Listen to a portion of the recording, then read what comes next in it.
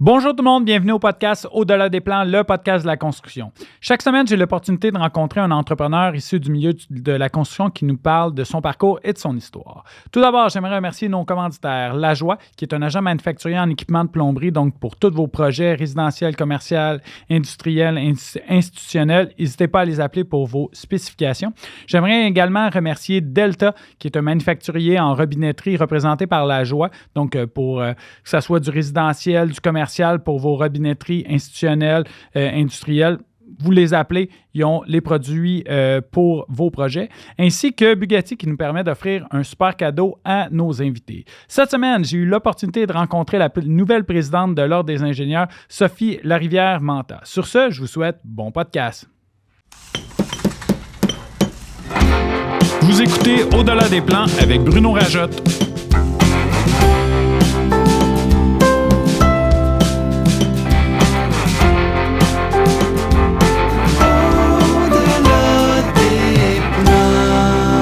Le podcast de la construction. Good. Salut Sophie, merci beaucoup d'être là au podcast. Salut, merci de m'avoir invité. Écoute, je suis super contente d'être là.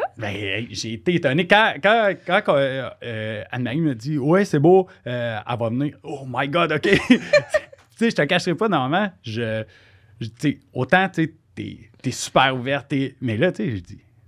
Tu sais, c'est la présidente de l'Ordre des ingénieurs, là. C'est pas n'importe qui, là. Fait que, mais tout d'abord, félicitations, hein. C'est depuis juin 2022, présidente de l'Ordre. Ouais. Gros mandat. Ouais, ça fait 6 mois. Le temps passe tellement vite. Écoute, j'ai l'impression que c'était hier. C'est fou, là. Il y a tellement de choses qu'il y a eu à faire dans les 6 derniers mois que c'est ça. J'ai l'impression que je me suis levée ce matin puis que c'était hier que j'étais élue. L'élection était hier. Exact.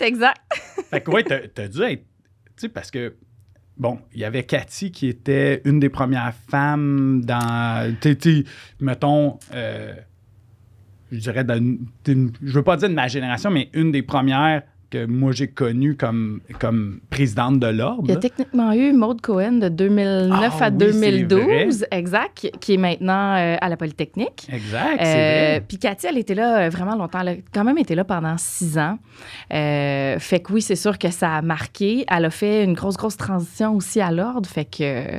Oui, elle a bougé pas mal d'affaires. Ouais, exact. On va se souvenir, toi aussi, on va en parler plus loin dans le podcast, mais tu as des gros mandats, tu t'es fixé des gros objectifs à l'Ordre, là.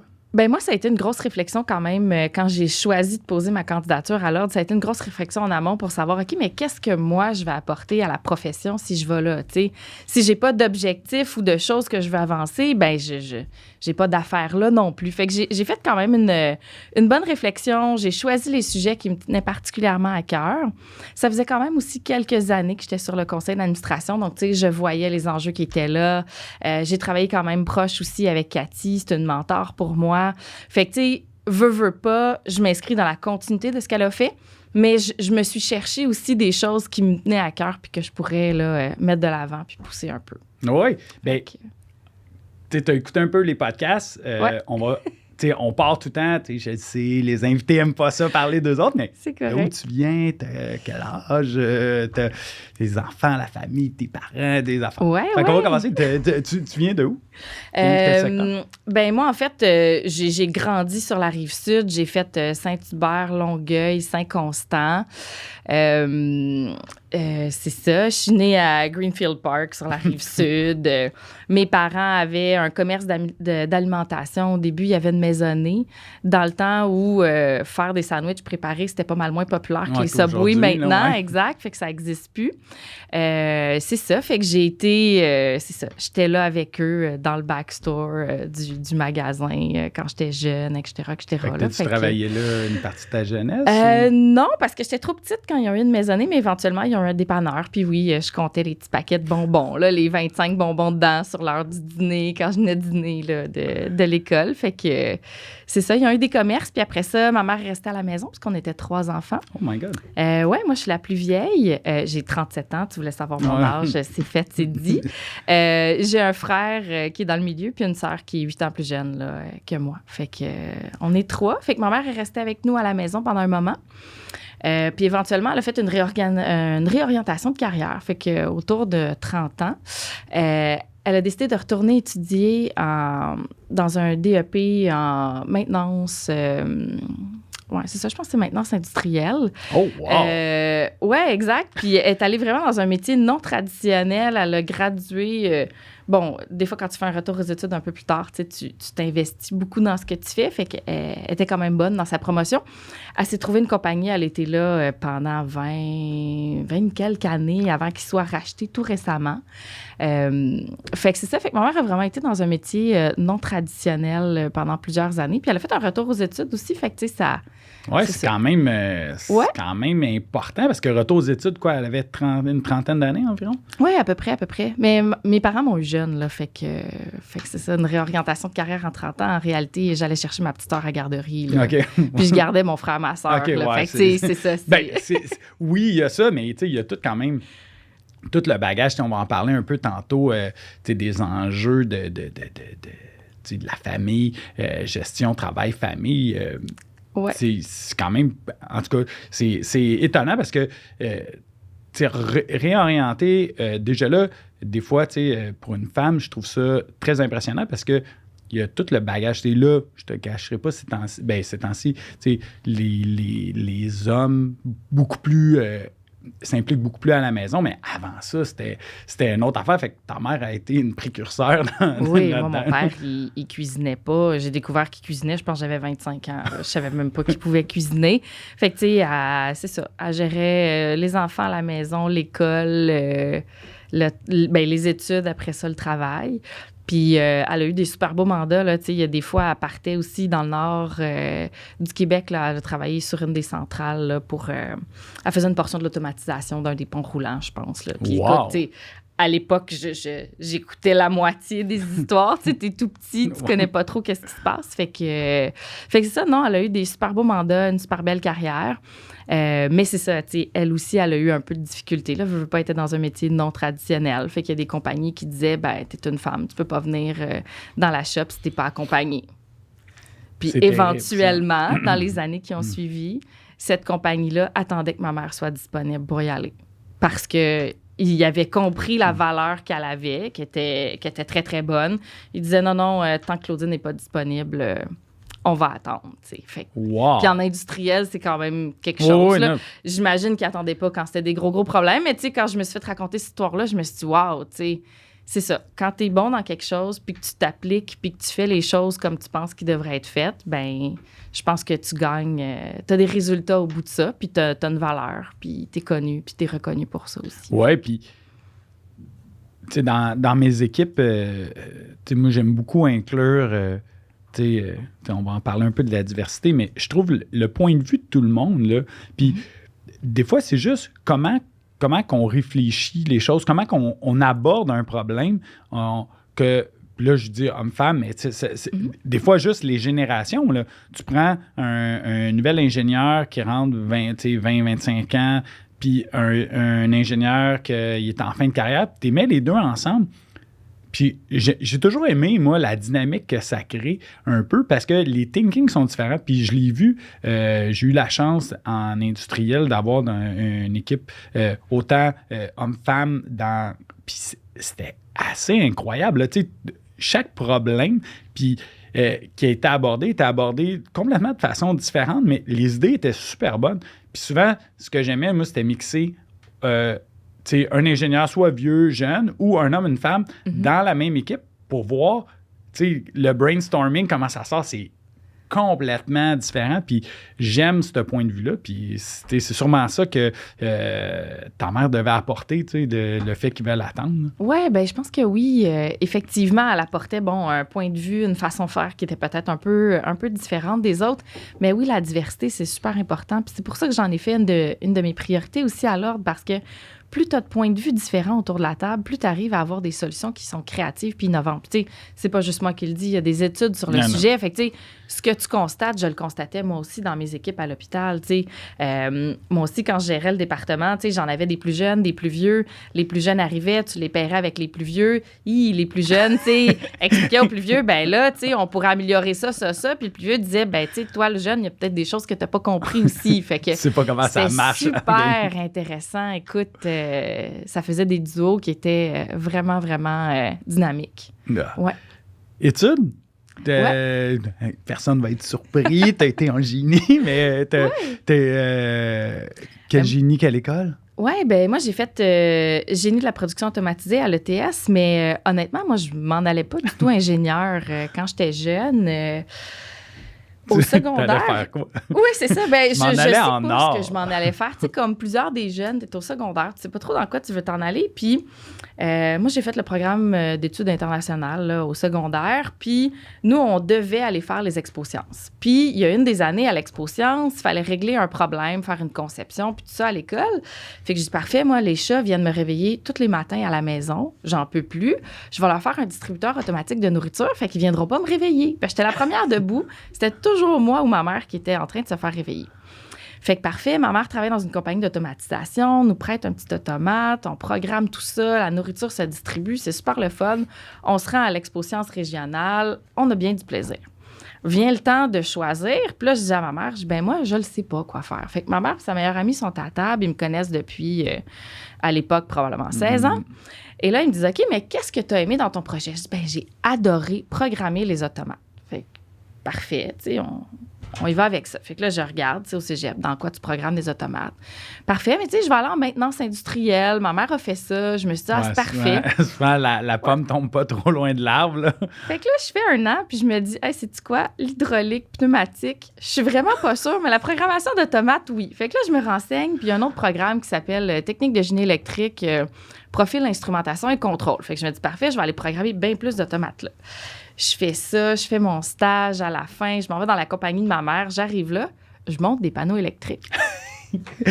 Comment briser des rêves? Là, je suis comme, OK, mais quand est-ce que, tu sais, je vais programmer des automates? Là, on me dit, ben, pas avant des années. Mais si t'es ingénieur, probablement pas mal plus vite. Ben, j'ai OK d'abord. Moi, je m'en vais en ingénierie. C'est terminé. Fait que j'étais chanceuse, la période d'inscription n'était pas passée. Je me suis inscrite en génie de la production automatisée. J'ai tripé, j'ai programmé des robots à l'école, etc., etc. Puis j'arrive à la fin, puis on a des choix d'options. Puis là, il y a technologie de la santé qui est là. Fait que je me dis, je vais aller faire ça, tu sais. Fait que j'ai fait mon dernier stage en technologie de la santé. J'ai commencé à travailler en technologie de la santé. J'ai jamais programmé professionnellement un automate. Jamais. Je l'ai fait qu'à l'école. Parce que quand j'ai fait mes recherches, là, j'étais comme automate programmable. Ouais, c'est ça qui m'intéressait. Biomed. Comment qu'elle s'est rendue là? Mais fait que c'est dû aux dernières options. Tu sais, c'est durant la 4e année que l'on choisit nos orientations. Oui, c'est ça. Puis il n'y avait pas de bac qui existait non plus à l'époque en génie biomédical. C'est vraiment pas un génie que je connaissais. Puis je me suis dit, ben tu sais, je vais aller essayer ça. Puis j'ai fait mon stage à l'Agence de la santé de la Montérégie dans un groupe de professionnels en génie biomédical. Et eux avaient des mandats un peu partout. Puis moi, j'avais été mise sur le mandat de la clinique de Mistigny dans le nord du Québec sur les tarifferie. Wow. Écoute, j'ai tripé sur la construction. Tu sais, on faisait la liste des équipements. On s'assurait que les besoins des équipements étaient bien servis, dans le fond, finalement, par tous les autres domaines du génie. Fait que je me suis dit, waouh, ça m'intéresse, finalement. Fait que je suis restée là-dedans. Ouais, mais c'est ça que je trouve ça beau, tu sais, j'ai un de mes partenaires qui, 2 enfants, sont comme à l'âge 15 ans, 16 ans. Puis là, ils sont comme, nous autres, on sait pas quoi faire, tu sais. Puis là, j'ai dit à Nick, tu veux-tu que je leur parle? Parce que je vais leur expliquer que qui est étudiant en ingénierie, là, après ça, ils vont faire plein de choses qui est peut-être pas relié à l'ingénierie. Puis là, il me dit, ah, ouais. Fait que là, il leur a parlé de ça. Puis là, les deux sont comme, ah, laisse-moi regarder ça. Fait que là, après les fêtes, je m'en vais dîner justement avec les gars pour leur expliquer un peu qu'est-ce que c'est. Mais justement, c'est on découvre tellement de domaines incroyables. Tu sais, j'ai des amis, moi j'ai eu la chance durant mon bac de travailler chez Molson comme ingénieur stagiaire. Oui, j'ai vu ça. Fait que tout le long, mais tu sais, j'ai des amis qui étaient avec moi, qu'eux autres, tu sais, on était 8 comme à travers l'usine, qui étudiait en ingénierie. Il y en a un qui est rendu chez Énergie, il est directeur chez Énergie. Il y en a un qui a acheté une compagnie de plomberie. Il y en a un qui est resté chez Molson, gère la maintenance. Il y en a un qui travaille chez Molson Coors à travers le Canada, qui fait des recettes de bière aujourd'hui. Puis là, je me dis, hey, on était tous à l'école en même temps. Exact. On avait eu les mêmes cours. Là. On suivait un l'autre. Puis finalement, ça a donné tout plein de domaines. Fait que, tu sais, je suis pas surpris que tu sois parti de ce côté-là. Mais là, après la construction, là, que tu as trippé bien gros, là, après ça, t'es parti dans le génie biomède. Oui. Mais c'est comme, là, t'étais, je pense, avant ton rôle de présidente de l'Ordre, tu étais directrice du CIA, je pense, Montérégie, si je ne me trompe pas. Je ne sais plus lequel, mais c'est comme, tu vois ta liste de projets, puis là, tu fais, OK, t'es impliqué à travers le Québec, là, tu sais. Oui, bien, on peut faire la jeunesse de tout ça. Je vais juste te recommander le site Place pour toi. Quand tu vas aller voir les deux jeunes, c'est un site à l'ordre avec plusieurs types de génie, puis ça va leur permettre de voir un peu donc toutes les possibilités. On y reviendra peut-être plus tard dans la conversation, mais je veux juste être sûre de ne pas oublier de te le dire. Donc, ben là, j'ai été 2 ans, moi, à l'Agence de la santé de la Montérégie, où j'ai travaillé un petit peu partout. J'ai fait l'étude sur la gestion des déchets biomédicaux de la Rive-Sud. Fait qu'il y a 11 centres hospitaliers sur la Rive-Sud. Puis là, je faisais le tour de tout ça parce que bientôt, les autoclaves dans lesquelles ils détruisaient finalement les déchets biomédicaux, les stérilisaient, arrivaient en fin de vie. Puis là, on se demandait, est-ce que le modèle est à perpétuer ou pas? Il y a des compagnies comme Stéricycle qui les ramassaient. Exact. Fait qu'on se dit, OK, ben on fait des études. Fait que, tu sais, j'ai fait cette étude-là. J'ai travaillé avec l'hôpital du Richelieu-Rouville pour le 5e Nord. J'ai travaillé sur les cliniques dans le nord du Québec, Mistassini, puis tout ça. Fait que, tu sais, j'ai vraiment travaillé sur plein de projets diversifiés. Puis je me suis rapidement rendu compte que j'étais plus une gestionnaire de projet que quelqu'un qui ferait des plans. Fait que le génie biomédical, c'était bien pour moi, parce qu'en réalité, en génie biomédical, on était un domaine de génie qui n'aimait pas de plans. T'as pas de set de plans de génie biomédical sur un chantier. Jamais servi de ton seau, là. Non, ben non, exact. Il est encore neuf, il est encore rappé. Non, nous, on travaille avec tous les autres domaines de génie autour. T'sais, nous, quand il y a un équipement qui a besoin de service, ben on s'assure que l'ingénieur électrique a inclus les besoins électriques, que l'ingénieur mécanique en ventilation, la structure, la dalle, l'architecture, tout correspond à ce que l'équipement médical a besoin pour être installé. Fait qu'en réalité, on travaille avec plein d'autres disciplines. Fait que rapidement, je suis allée faire un MBA parce que je me suis dit, OK, je vais m'en aller en gestion. C'est pratiquement certain, tu sais. Fait que j'ai fait ça en parallèle de... T'avais un peu de temps libre. Oui, exact. Ben, ma mère dirait, j'aime les études. C'est sûr que je vais léguer des devoirs dans mon testament. Je sais pas trop, là. Bref, elle pense que je vais être aux études toute ma vie. Elle a probablement pas tort. Moi, je pense qu'on a à apprendre tout le temps. Exact. Il y a toujours quelque chose qui est intéressant. Fait que dans le fond, là, j'ai fait ça. Après ça, j'ai transféré pour une petite compagnie qui s'appelait Planifica, sur laquelle on travaillait notamment sur le projet du CUSUM pour SNC-Lavalin. On était sous-traitant. Puis aussi, on a fait l'appel d'offres du CHUM, du CHU Sainte-Justine. On travaillait un peu sur ces projets-là. Fait que c'était comme les gros projets en santé.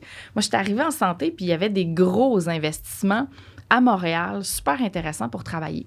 Fait que rapidement, j'ai travaillé chez SNC. Ils sont venus me chercher. J'ai travaillé là 2 ans sur le projet du CUSUM. Et là, j'ai fait la découverte du monde du chantier. J'avais mes bottes. J'étais en bas tous les jours. Aller voir, OK, là, les plans, telle affaire, mesurer. OK, on avait pensé à telle chose. Comment on positionne l'équipement? Comment vous allez faire pour, tu sais, vous assurer que tout est correct? Puis les enjeux du projet, c'est que c'est un fast-track design-build. Ouais. Ce qui fait que les plans sortent doivent sortir rapidement parce que la dalle est coulée plus vite que le plan final sort. Puis là, il y a des besoins en équipement qui arrivent tard dans le projet parce que c'est comme ça que ça avait été monté. Puis là, tu dis, oui, mais moi, j'ai besoin de percement. Là. Il dit, oui, mais la dalle est coulée, les rebars, les barres d'armature sont là. Fait que là, je dis, on n'a pas le choix, là. Faut installer l'équipement, là. Ça prend un scan ici, tu sais. Fait que là, travaille sur les designs, tout ça, trouve des solutions. J'ai vraiment adoré cette période-là, cette expérience-là, tu sais. Un moment donné, on se rend compte, au sous-sol, il y a une salle de radiologie qui est à cheval entre 2 buildings. T'as le bloc B puis t'as le bloc C, puis t'as un joint sismique entre les deux si jamais, évidemment. C'est cool, un petit appareil qui coûte pas trop cher à installer là-dedans. Fait que là, on se rend compte, OK, ouais, tu sais, nous autres, tous nos plans sont faits que la structure est attachée au plafond, mais en réalité, il y a un joint sismique entre les deux, là. L'appareil peut pas être dans les deux bâtiments, là. Il prend pas la zone sismique. Fait que là, travaille avec les architectes, avec les gens de structure, fait une structure qui fait que tu es attaché dans juste un bâtiment en porte-à-faux de l'autre côté pour l'appareil qui est au plafond. Super intéressant. Maintenant, une salle comme ça, c'est blindé. Mais là, il n'y a pas de moyen qui existe comme ça sur le marché facile, ou du moins, c'est ce qu'on me disait, pour blinder un joint sismique. Parce que si j'ai un bureau de l'autre côté, il ne faut pas que la personne puisse avoir les radiations. Fait que là, convoque tout le monde, ingénieur mécanique, électrique, les architectes, tout le monde. OK, là, on fait quoi avec ce problème-là? Tu sais, moi, je suis là pour l'équipement médical, là, mais tu sais, c'est pas moi qui va trouver la solution. Tout ça, fait que c'est d'être au cœur de ces discussions-là, la collaboration entre les différents types de génie. J'ai adoré ça. On a trouvé une super solution. Tout le monde y a mis la main à la pâte, puis tout le monde, à la fin, était content de la solution qui a été trouvée, qui est implantée, puis c'est ça. Fait que j'espère que ça fonctionne encore bien aujourd'hui. Oui, je te confirme que ça fonctionne, sinon on en aurait entendu parler. Peut-être. Mais c'est ça que j'aime de...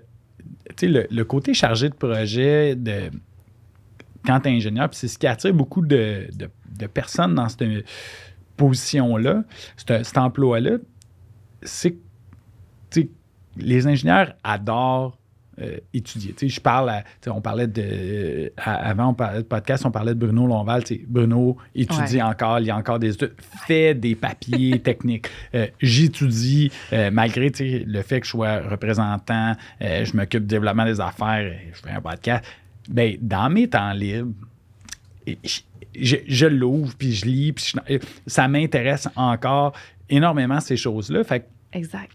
Comme chargé de projet, tu as besoin de connaître, pas tout en détail, mais tu as besoin de connaître tout assez avancé pour pouvoir en discuter puis voir les problématiques et les enjeux. Fait que c'est ça qui est hyper intéressant, tu sais.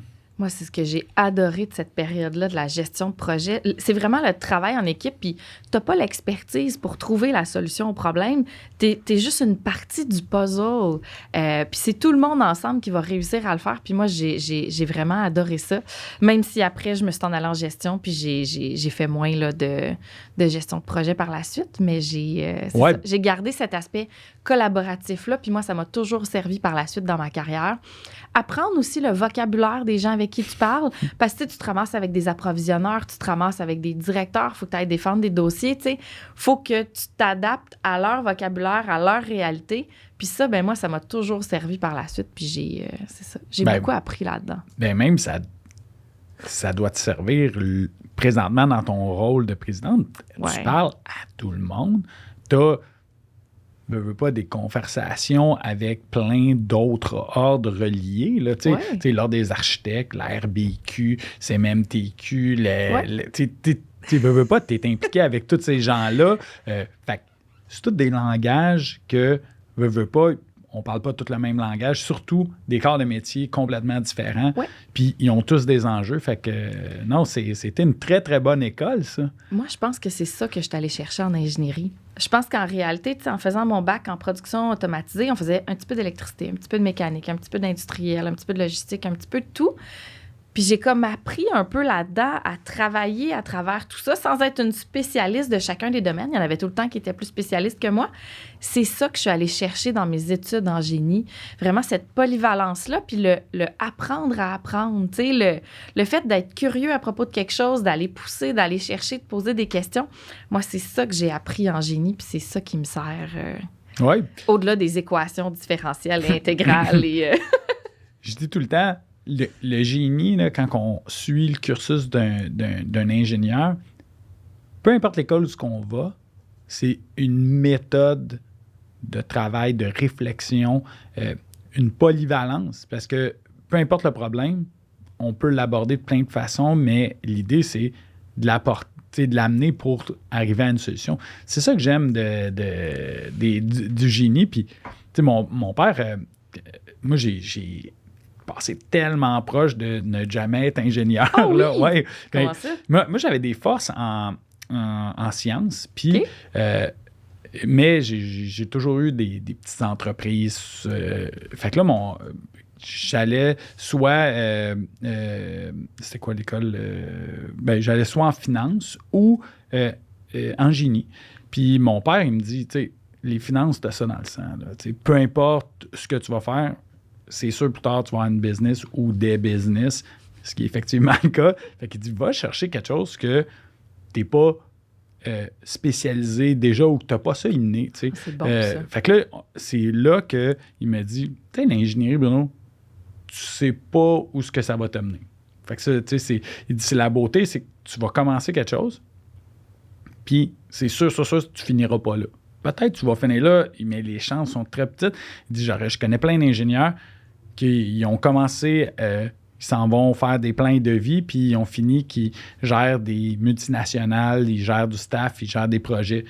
Fait que, OK, cool. Puis c'est comme ça que j'ai pris la décision, mais c'est ça, c'est que ça te montre une méthode, puis c'est comme ça qu'on va... Ton père est un visionnaire. Il est pas mal bon, hein? Ouais. Effectivement. Je pense que j'aurais pas pu faire un meilleur speech que ça. C'est un peu ce que je dis aux jeunes aussi. Tu sais, je dis... on fait beaucoup de représentations dans les écoles. Ça fait quelques années que j'en fais. J'ai toujours été impliquée dans les compétitions scientifiques auprès des jeunes. Je trouve ça super important de leur montrer les sciences puis ce que ça peut donner plus tard. Puis, tu sais, ce que je leur dis tout le temps, c'est quoi ta passion? Puis c'est sûr qu'il y a du génie là-dedans. Regarde n'importe où. Tu sais, moi, je donnais des midi-conférences avec une fille qui adore les arts du cirque, qui a fait ses études en génie mécanique. Elle a une maîtrise en génie biomédical, puis un doctorat, je pense, en biomatériaux, quelque chose comme ça. Puis elle a fait les appareils de retenue pour les artistes de cirque, notamment les trapézistes, puis tout ça. Wow. Écoute, elle trippe, elle est dans sa passion. Elle n'a pas l'impression que c'est difficile de travailler. Elle veut faire des arts de la scène. Elle travaille avec les arts de la scène. C'est ça qu'elle souhaite faire. Fait que, tu sais, c'est super intéressant comme profil. Puis là, tu te dis, hey, regarde, tu sais, voici comment tu te faufiles en ingénierie. Je dis tout le temps, il y a 256 sortes de génie. En fait, j'en ai aucune idée. Il y a des ingénieurs partout. Puis ça, tu le réalises pas tant que tu rentres pas un peu là-dedans. Puis tu découvres pas ce que ça fait. Tu sais, moi, j'avais toujours été surprise. J'étais au bac, puis il y a une proposition de stage. Et ce stage-là, c'est au Cirque du Soleil. J'ai regardé ma mère, je dis, mais qu'est-ce que ça fait, un ingénieur au Cirque du Soleil? C'est incroyable. Je peux pas aller là. Ben oui, le spectacle, le hall, les scènes, tout ce qui est là-dedans. Juste la logistique d'un cirque, t'arrives, il faut que d'ici 2 jours, ton cirque soit levé, que tu puisses vendre des billets puis que tout le monde puisse être assis dedans. C'est pas 2 jours, là, mais c'est très proche de ça. C'est incroyable. Mais tout, fait que moi, ça m'a ouvert des possibilités. J'ai dit, ah, mon Dieu, cirque, j'aurais jamais pensé à ça. T'sais, je suis pas allée là-dedans, là, mais ouais. Oui, non, j'ai une amie qui, justement, s'occupe de toute la logistique du cirque. Okay. Puis elle me dit, tu sais, Bruno, vous avez aucune idée. Non, vous avez aucune idée la complexité de ça. J'ai dit, juste, on arrive pour installer nos tentes. Tu sais, parce que moi, je leur disais, c'est bien beau le vieux port, là. Tu sais, où est-ce que vous allez mettre votre tente, mais on a la TAU à côté, là, avec des grands terrains, plein de parking, pas compliqué de se rendre. Il y a un métro à côté. Puis là, elle me dit, ouais, mais les tests de sol ne nous permettent pas de pouvoir installer ça. Ah. Là, je suis comme, attends un peu. Ben, elle dit, Bruno, je peux pas venir mettre tout mon équipement, des compresseurs, des tentes, de la robotique, où ce que la santé des artistes, la sécurité et la santé des artistes est reliée là. Si je sais pas c'est quoi ma capacité portante. Fait qu'elle dit là, c'est des blocs massifs de béton qui sont en dessous sur le quai. Puis c'est la raison pour qu'on le fait là. Ah. Puis là, je suis tu comme, vois. Elle dit, fait que là, à chaque fois qu'on met une nouvelle place, c'est test de sol, mais test de sol, avant que je book, que je vende des billets, moi, le test de sol doit être fait comme 1 an d'avant. Fait que là, elle dit, tu sais, c'est d'une complexité beaucoup plus grande que vous pensez. Puis là, j'étais comme, wow, c'est incroyable. On en apprend tous les jours à jaser avec du monde du domaine. C'est fou, là. Moi, j'adore apprendre. J'aime vraiment ça. Mais là, Sophie, la question que j'ai pour toi, c'est... Là, tout allait bien, génie biomed, tu gérais, tout était beau. Pourquoi tu as décidé de devenir... Tu es devenue personnalité publique, tu es présidente de l'Ordre, c'est un méga step, là, quand même. Tu vas me dire, non, ça suit le cursus que j'avais, la continuité, mais tu sais, c'est quand même, tu sais, on en parlait, c'est comme première grande entrevue. J'appelle ça une conversation, mais c'est ça, tu sais, ça fait partie maintenant de ton quotidien, d'avoir, tu sais, il y a des enjeux, tu sais, j'ose espérer qu'il n'arrivera pas d'accident, mais tu sais, tous les fois qu'il est arrivé un accident relié à de la structure, relié à peu importe quoi que ce soit, un accident malheureux, ben la présidente ou le président de l'Ordre était au micro, fait face au... C'est une autre vie, là. Exact. Ben moi, ce qui a été le fil de ma carrière, je me suis en allant en génie biomédical parce que nous, on desservait le patient. T'sais. Moi, quand j'installe un équipement médical, c'est toujours pour le patient qui est au bout. J'ai travaillé longtemps à l'Est pour la communauté de l'Est. J'ai été sur le projet de l'hôpital Maisonneuve-Rosemont. J'ai été chef de service là-bas. On s'attardait à faire le futur hôpital Maisonneuve-Rosemont avec la modernisation. Puis pour moi, c'est ça. Ça a toujours été le patient. J'ai toujours eu ça en tête. Fait que la continuité à l'Ordre, c'est la protection du public. T'sais, pour moi, c'est un peu le même mandat que je garde quand j'étais autant ingénieur biomédical que maintenant à l'Ordre. Puis, tu sais, tous les ingénieurs ont cette conscience-là. La protection du public, c'est notre mission. Fait que pour moi, c'est vraiment une continuité. J'ai commencé à m'impliquer à l'Ordre en 2015 quand je suis arrivée sur le conseil d'administration. J'ai fait un premier mandat là, de 2015 à 2018. On réduisait la taille, fait que il n'y avait pas d'élection en 2018. Je suis revenue en 2020. J'ai eu 2 enfants entre les deux. Là, si tu me poses la question, pourquoi j'ai pas été là pendant 2 ans? Oui, exact. J'ai eu 2 bébés. Puis je suis revenue après parce que pour moi, il y a encore beaucoup de choses à faire avec l'Ordre. T'sais. On veut être la référence dans les ordres professionnels. La protection du public, c'est quelque chose qui me tient à cœur. Fait que, tu sais, quand ce mandat-là, c'était un maximum de 6 ans qu'elle pouvait faire, fait qu'on savait qu'elle devait quitter. Fait que je me suis dit, moi, je pense que je suis prête à reprendre le flambeau puis à amener ça, là, c'est ça, à mettre ça à ma couleur puis à amener ça un peu plus loin. Puis voilà. Fait que moi, je me suis dit, pour la profession, je pense que c'est en ligne avec mes valeurs, c'est en ligne avec ce que je souhaite faire. Fait que j'ai décidé que je faisais le saut. C'est ça. Fait que j'ai monté une équipe sur le projet. J'ai été là 2 ans à peu près. Fait que, j'ai monté une équipe que je savais que qui devait être autonome, puis qu'il y a quelqu'un qui reprendrait là, le flambeau, puis qui continuerait ça également là, à l'hôpital. Fait que c'est ça aussi, tu sais, être gestionnaire. Il faut que tu t'assures que tu as de la relève. Puis, fait que voilà, fait que c'est des collègues que j'adore, que j'ai laissés au projet. Puis maintenant, à l'Ordre, j'en ai des nouveaux avec lesquels on avance, des choses qui sont complètement différentes. Puis oui, personnalité publique, là, ça, je le réalise pas encore. Là, je suis désolée. Là, c'est ça. Mais oui, tu sais, personnalité publique, tu sais, si tu t'es une femme qui est humaine, qui jase, qui est... Tu sais, moi, j'appelle... Je reste moi-même. Je sais pas si je suis la meilleure, mais c'est pas grave. Mais là, moi, j'appelle ça, tu sais, on est bien normal. C'est ça, des fois, exact. Tu sais, je t'expliquais tantôt, tu sais, j'étais au resto, puis là, tu sais, quelqu'un vient me dire, hey, non, je peux... Tu sais, on peut-tu prendre une photo? Puis là, je suis comme... Je suis vraiment quelqu'un de normal, tu vas être déçu, là. Tu vas être vraiment déçu de... Puis là, il est comme, non, mais j'écoute tes podcasts, tu sais, je reçois des messages de gens, tu sais, comme, hey, merci beaucoup, ça m'a aidé. Puis là, je suis comme, OK, hey, si jamais tu es disponible, appelle-moi, on va aller luncher. Je suis comme, hey, on se connaît pas, mais tu sais, en réalité, c'est ça. C'est ça. Moi, je dis tout le temps, go with the flow. Fait que... Mais tu le décris très bien. Je suis allée le 1er octobre à Sherbrooke pour Génie au féminin. Puis, tu sais, les étudiantes voulaient me parler, les étudiants aussi. Puis, tu sais, je me dis, oh, wow, tu sais, il y a vraiment de l'intérêt pour ce qu'on fait. Fait que, moi aussi, ça m'impressionne à chaque fois. Tu sais, je vais quelque part, les gens veulent me parler, puis je me dis, tu sais... Mais en même temps, c'est ce que je représente. Tu sais, c'est un peu ce que je représente. Tu sais, ça reste que c'est l'ordre des ingénieurs, puis...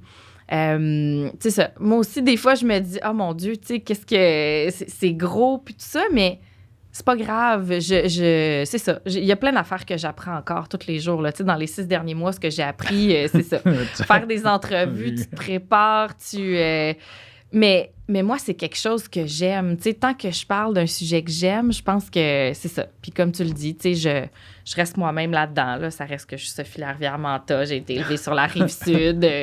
C'est ça. J'ai un frère, une sœur, des enfants. Le samedi, je t'en mou puis je prends un petit café. Exact. Mes enfants font de la fièvre comme tout le monde. Puis ils vont pas à la garderie certaines journées cet automne. Puis c'est ça. De la game, là. Exact. Fait que non, c'est ça. Fait que ouais. J'apprends là-dedans. Quand tu es rentrée comme présidente, tu es arrivée avec 3 grandes orientations que... C'est ça que j'ai trouvé beau. Tu sais, quand Anne-Marie quand j'ai contacté, je dis hey, « Sophie, es-tu disponible? » Puis là, elle fait « Ouais, mais tu sais, oui. » Puis là, elle dit « De quoi tu veux parler? » Puis on a mis nos choses ensemble, puis là, on a fait « Oui, c'est beau, ça va se faire. C'est de ça qu'on veut parler. » Tu veux parler des 3 grands... Tu sais, quand tu es rentrée comme présidente, quand tu t'es présentée, vous aviez des vidéos, j'ai vu, by the way, vidéos de présentation, puis là, j'étais comme, hey, c'est vraiment exactement ce que tu avais donné comme que tu voulais faire, que tu as amené là. Ça a commencé quand je suis revenue sur le conseil d'administration en 2020. Tu sais, t'écris ton texte de présentation, puis tout ça, puis j'avais réfléchi à qu'est-ce qui m'intéressait de faire, puis ça ressemble beaucoup aux mêmes priorités que j'avais en 2022 quand je suis venue à la présidence. La première, c'est tout le volet protection du public. Tu sais, pour moi, c'est quelque chose qui est super important. Ça reste que c'est la mission de l'ordre. Fait que là-dedans, je me suis choisi un dossier que je veux amener plus loin. C'est la surveillance obligatoire des travaux là, Sophie, en construction. Il faut le faire, celle-là. Là. Exact. Je suis un peu comme toi. J'y crois. C'est pas tout qui est facile dans ce dossier-là. Tu sais, évidemment, il y a des choses qui sont plus compliquées, pénurie de main-d'œuvre, veut pas. C'est sûr que ça peut complexifier le dossier, mais ça reste que pour moi, c'est de la protection du public. Les autres grandes provinces au Canada ont déjà des façons de faire, des règlements sur la surveillance obligatoire des chantiers. Puis nous, on n'en a pas encore. Nous, on contrôle beaucoup la RBQ. Bon, on donne des licences d'entrepreneuriat, les gens sont formés, etc., mais il reste que la portion surveillance des chantiers, on n'est pas encore là, pas au niveau bâtiment. Fait que là, on travaille beaucoup avec la RBQ.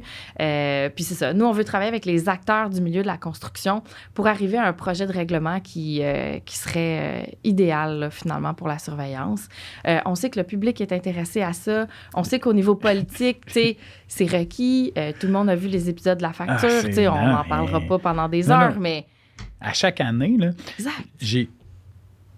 Je regardais, tu sais, les épisodes de la facture à tous les années. Tous les années, depuis quasiment le début de cette émission-là, qui font un épisode sur des malfaçons, mauvaise construction, problèmes de construction, problèmes des bâtiments qui tombent. Puis là, je suis comme, il faut que quelqu'un réagisse. Puis moi, quand je suis rentré, quand j'ai fait l'examen de l'ordre, il y avait beaucoup de questions, protection du public. Puis là, moi, j'étais comme...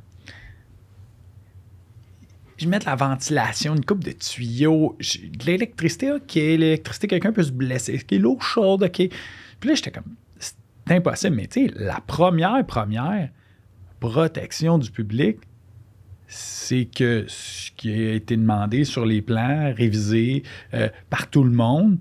Exact. Ça soit ça à la fin. Puis...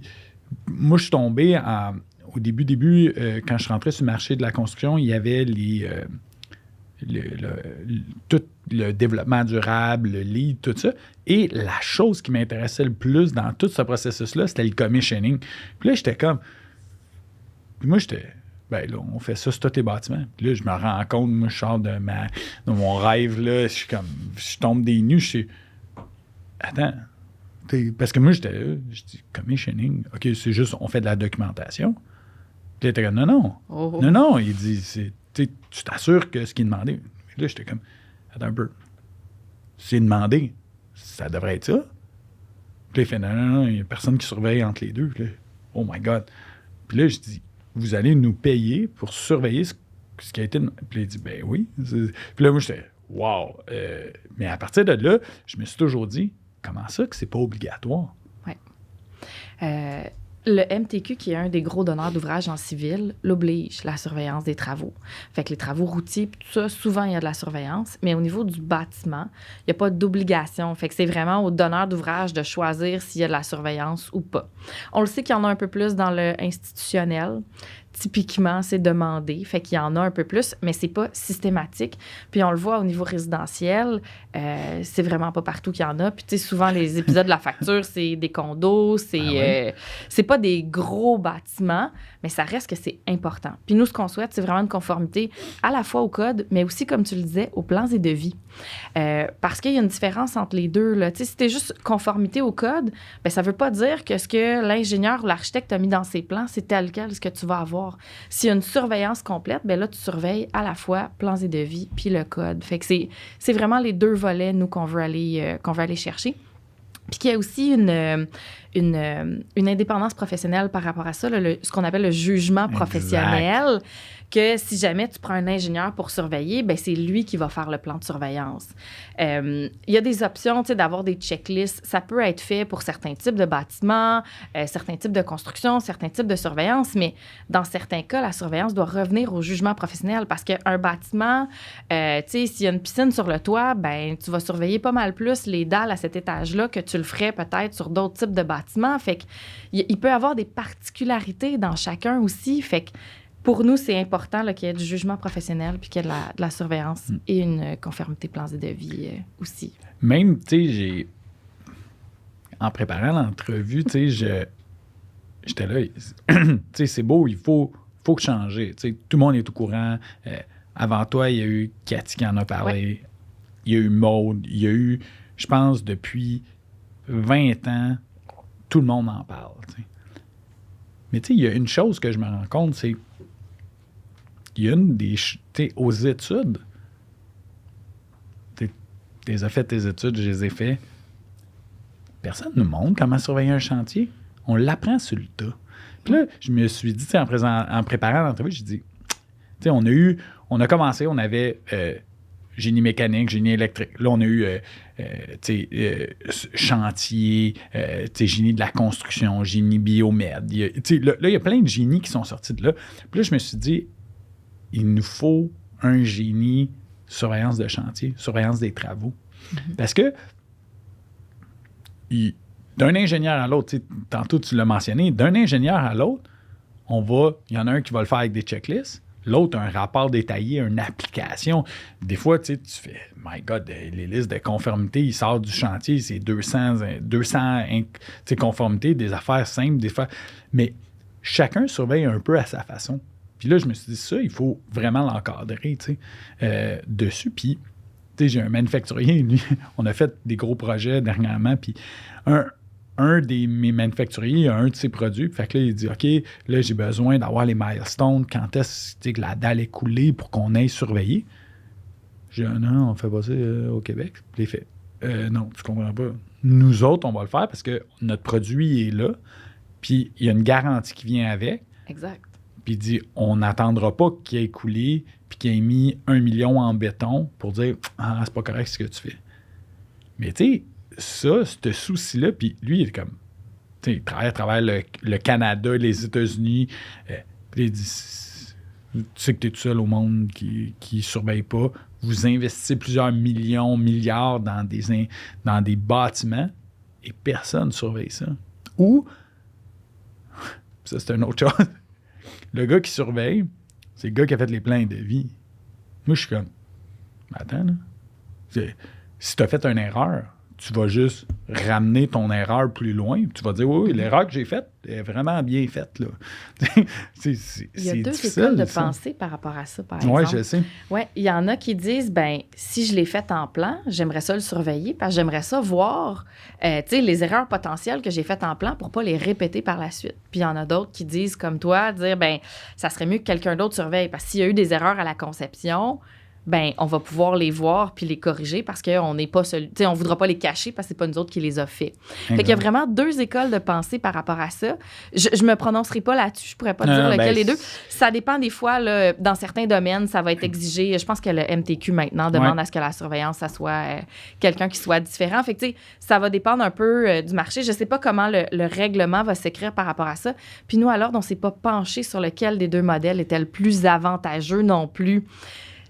Ça dépend vraiment du point de vue que tu prends. Si c'est quelqu'un qui veut s'améliorer, ben qui voit après ça le résultat, ben c'est peut-être la meilleure des façons de faire. Si de l'autre côté, c'est quelqu'un qui veut cacher, ben évidemment, c'est pas la bonne façon de faire. Là, exact. Puis, moi, je suis souvent du côté beaucoup plus collaboration que pointer du doigt en disant ça, c'est pas correct, ça, c'est pas... Fait que, c'est de le ramener à la personne qui a fait la conception. C'est que cette personne-là, elle apprenne aussi là, dans tout ça. Parce qu'il n'y a personne qui est à l'abri d'une erreur ou de quelque chose. Là, comme j'aime tout le temps dire, une omission. Il n'y a pas d'erreur. Il n'y a que des omissions. Mais oui, bien dit, excuse-moi.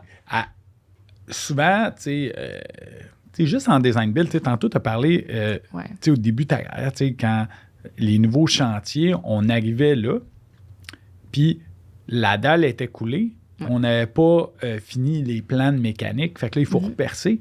Mais tu sais, ces ajustements-là, le design build est devenu monnaie courante de plusieurs projets. On vient de sortir de la première batch de la Maison des aînés où il y avait des dates butoirs. Il y a des gens qui attendaient après ces appartements-là, ces chambres-là, ces maisons de soins-là. Fait qu'à un moment donné, pénurie de main-d'œuvre exige 30 projets en même temps à surveiller. C'était beaucoup de stock. Il a fallu aller en design build sur plusieurs projets. Ça a donné, mais tu sais, dans tout ça, il n'y a personne de mal intentionné. Moi, tu sais, je dis tout le temps, ça se peut qu'on ait fait des petites erreurs dans ça. C'est ça. Il faut que la boucle de rétroaction soit là, puis qu'elle soit bien implantée, puis voilà. Puis, le plan de match, c'est quoi pour... Parce que, tu sais, une des questions qui est revenue, c'est que quelqu'un m'a dit hey, « Parfait, tu rencontres Sophie. C'est quoi le plan de match pour la surveillance des travaux? » Je dis hey, « C'est général, mais c'est quelque chose de longue haleine qui va se faire. Y a-tu mettons, des objectifs que vous êtes fixés, dire, mettons, tous les projets publics, on aimerait ça qu'au bout de 3 ans, tous les projets publics soient surveillés. Parce que le projet public, le fait que ça soit gouvernement avec l'ordre, peut-être plus facile qu'au privé. On n'est pas encore rendu dans le détail du projet. L'institution qui est responsable du règlement, c'est vraiment la RBQ. Donc, nous, on travaille avec eux. Donc, ça relève du ministre du Travail, M. Boulay. Là. Et c'est ça fait que, dans le fond, on n'est pas encore rendu à l'écriture du règlement à proprement parler, là, avec des dates d'implantation puis tout ça. Mais on a des très bonnes discussions. La RBQ travaille vraiment dans le sens de ce règlement-là aussi. Et il y a beaucoup de parties prenantes qui sont impliquées. Ouais. Moi, je pense que ça va faire le succès là, de ce projet-là. Le fait que tout le monde est impliqué là, dans l'industrie pour le projet. Fait que c'est ça. Malheureusement, je peux pas donner pour le moment de détails ou de nombre d'années avant que ça soit implanté. Il va y avoir des projets pilotes? C'est certain. Il faut expérimenter. Il faut s'inspirer un peu de ce qui se fait ailleurs aussi, voir un peu comment tout ça s'est fait. C'est pas, On a fait beaucoup d'analyses sur les autres provinces, l'Ontario, la Colombie-Britannique. Ils ont des modes aussi, puis des méthodes de validation, parce que ne serait-ce que qui va inspecter? Oui, tu as les professionnels, mais est-ce que tu délègues une portion à la municipalité pour qu'eux soient obligés d'aller inspecter avant de donner le permis d'occupation? Il y a des provinces qui font ça. Est-ce que les municipalités du Québec sont prêtes à ça? Il y a quand même beaucoup d'enjeux autour de ça. Puis, tu sais, des fois, c'est un formulaire pour t'assurer qu'il y a de la surveillance. Fait que, les municipalités pourraient, par exemple, valider qu'il y a vraiment un surveillant qui est prévu sur le projet. Donc, il faudrait que tu remplisses une annexe, puis eux valideraient qu'il y a un surveillant. Puis, à la fin, il y aura un rapport de surveillance qui pourrait valider. Comme ça, au début puis à la fin, ben ils savent qu'il y a quelqu'un qui a à tout le moins là, surveiller là, un professionnel. Fait que, tu sais, on est dans toutes ces discussions-là, là, qui va le faire, je veux pas, tu sais, dans les professionnels, il y en a quand même quelques-uns, là. Il y a les architectes, il y a les ingénieurs. Tous les deux, dans notre loi, quand ça a été mis à jour en 2020, on a un règlement de partage d'actes qui a été déposé en 2021, qui est en étude à l'Office aussi. Fait que, veux pas, tout ça, ça va amener différentes choses. Puis là, est-ce qu'il y a d'autres types d'inspecteurs pour certains types de bâtiments qui pourraient être impliqués aussi? Fait que tout ça, ça reste à travailler, mais on est content là, de l'avancement du dossier, là, puis la RBQ travaille très fort. Oui, bien, j'ai regardé un peu, tu sais, en faisant mes recherches, j'ai regardé, puis tous les corps de métier et tous les ordres professionnels reliés à la construction sont favorables. Ça dépend d'un ordre à l'autre, mais c'est comme du... C'est pas genre 50, 49, 51, non, c'est à du 90 Oui, exact. J'ai même vu certaines professions, 95 j'étais quand même, oui. God, les gens sont incroyable, vraiment tout alignés vers le même objectif. Puis je pense que c'est ça qui va faire que, tu sais, on va arriver à un projet qui va fonctionner. Fait que je pense que le timing est bon, les acteurs sont là, les gens sont mobilisés, sont motivés. Tu sais, même la population générale, nous, on en avait fait un sondage, c'est 85 des Québécois qui sont favorables à la surveillance obligatoire des travaux. Là où des fois, on a des petites différences entre les différentes parties prenantes, ça va être sur le vocabulaire. Il y en a qui disent, nous, on va appeler ça des inspections. Parce que des surveillances, c'est comme des surveillants de chantier, fait qu'ils sont là temps plein. On a dit, non. De la surveillance de chantier, ça veut pas dire que le professionnel qui est là tout le temps sur le chantier, là. C'est vraiment pas ça qu'on veut dire. Fait que voilà. Fait que des fois, c'est plus dans le vocabulaire plus que dans l'idée générale, là. Mais voilà, fait qu'on est bien content de comment ça avance. Mais oui, on met beaucoup d'efforts. Puis on est en lien avec beaucoup de parties prenantes là, sur le sujet aussi. Mais je pense que ça va être un point majeur au tournant. Puis qu'est-ce que j'aime, c'est pas juste l'ordre des ingénieurs qui est impliqué, c'est vraiment tout le monde. Fait que je pense que ça va être un tournant majeur au niveau de la construction au Québec de ça. Et je pense que ça va être rassurant pour le public. Tu sais, le fait, tu sais, on parle beaucoup de la protection du public, que moi, je trouve, tu sais, quand on parle de protection du public, c'est comme très général, là, tu sais, objectif. Puis je comprends que, tu sais, tous les ordres professionnels, c'est comme pour la protection du public. Sauf que ça, je pense que c'est un point qui est hyper concret à dire. Exact. La protection du public, ça. Et en même temps, je trouve que ça va éviter... on en a eu. Je me souviens tout le temps, moi, ça m'a marqué à vie, le fameux échangeur sur la 15 qui s'est écroulé. Puis là, je me dis, tu sais, ce genre d'accident-là qui est malheureux n'arrivera plus. Puis tu sais, il y a plein, tu sais, la facture, les derniers de cette année ou de l'année passée, tu sais, 40 000 $ par condo, 200 000 par condo. Puis là, je suis comme, hey, c'est terrible pour des gens, là, ça brise des vies, là. Et tout ça, des malfaçons qu'on aurait pu éviter. Fait que, non, c'est... je suis bien... j'ai bien hâte de voir comment que ça va tourner là-dessus. Tu sais, on a tous déjà vu la courbe là, de la correction des erreurs. Là. Plus tu es au début du projet, moins ça coûte cher à corriger. Les murs sont ouverts, tout est là, etc. Puis plus tu arrives tard, ben là, c'est fou comment les coûts sont décuplés. Là. Puis après ça, ben c'est ça. C'est souvent les propriétaires qui se retrouvent avec ces problèmes-là. Fait que on n'a pas le choix. Moi, je pense qu'on n'a pas le choix. On est rendu là. Obligé, on en a besoin. Exact. Puis nous, on espère que ça va arriver plus tôt que tard. Fait que on va travailler dans ce sens-là. Puis, je suis persuadé, là, d'ici 2025, qu'il va y avoir des grosses actions reliées à ça. Parce que là, tu sais, je me rends compte que, tu sais, au début, à chaque fois qu'arrive un incident, tu sais, OK, les instances publiques, souvent, c'est les premiers à se lever, c'est inacceptable. Après ça, tu sais, là, il y a le public, tu sais, l'opinion publique. Et ça finit souvent par les acteurs du milieu. Là, ce que je me rends compte, c'est que là, les acteurs du milieu exigent ça. Tu sais, j'ai des gens, autant au privé qu'au public, des builders, des sous-traitants, plombiers, ventilateurs, des ferblantiers, qu'eux autres disent non, je veux que ma job soit surveillée. Autant pour me dire, hey, tu fais bien les choses, qu'autant pour me dire, hey, ça, c'est une erreur majeure. Puis les gens qui travaillent bien, moi, je vois des gens qui rentrent sur les mêmes dossiers que moi, qui vont chercher de l'ouvrage, mais tu sais, je le sais qu'il ne fait pas la même qualité d'ouvrage que moi. Puis il dit, je ne fais pas une qualité d'ouvrage exceptionnelle, mais il dit, je fais ce qui est demandé. Mais si l'autre fait la moitié c'est certain qu'il va tomber moins cher. Fait qu'il dit, moi, le fait que ça ne soit pas encadré, ça me fait perdre des sous, là. Exact. T'sais? Fait que là, il dit, puis tu sais, en bout de ligne, l'hôpital qui est, ou tu sais, là, je parle d'hôpital, mais une école qui est mal construite, à la fin de la journée, là, c'est tous nos sous à nous autres qui payent. Au privé, OK, je trouve ça dommage là-dessus, mais en même temps, au privé, moi, c'est pas moi qui ai le contrat parce que l'autre a dit qu'il le faisait moins cher que moi, mais maintenant, poser du tuyau, mon gars peut aller un peu plus vite. Mais il dit, maintenant, si tu changes la qualité des matériaux, tu mets pas la même chose, tu changes un peu le design, ben ça peut arriver des erreurs. Puis c'est sûr que tu vas tomber moins cher.